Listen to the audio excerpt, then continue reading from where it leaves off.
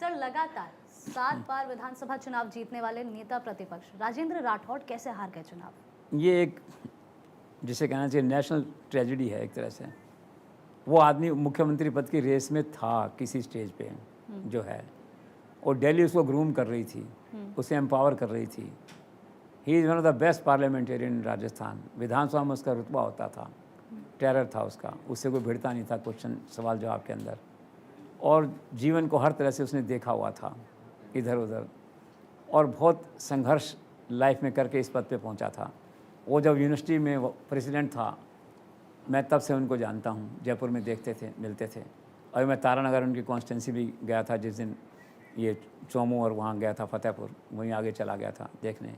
उनके हारने कोई कारण नहीं था। जिस दिन मैं गया था तो उनके एक समर्थक हैं वहाँ पे, डॉक्टर CS बैद जो हैं, वो पहले MLA थे वहाँ से, उन्होंने कहा कि हम 10,000 वोट से जीत रहे हैं अभी जो है। मुझे लगा थोड़ा सा कि 10,000 तो कम है अंतर, तो राठौड़ ने भी कहा कि अपन जीत रहे हैं। जीत तो पक्का रहे, आप कहाँ हारोगे चुनाव जो है।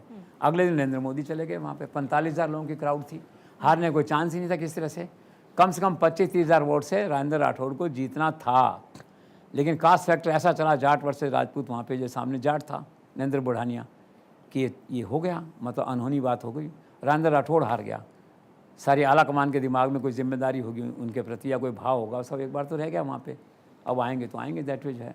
तो ये वाकई में ऐसी हार हुई है जिसमें मेरे ख्याल से कांग्रेस में भी सहानुभूति है उसके प्रति, और भारतीय है कि राठौड़ तो यार नहीं हारना चाहिए था, असेंबली में आदमी होना चाहिए था। लक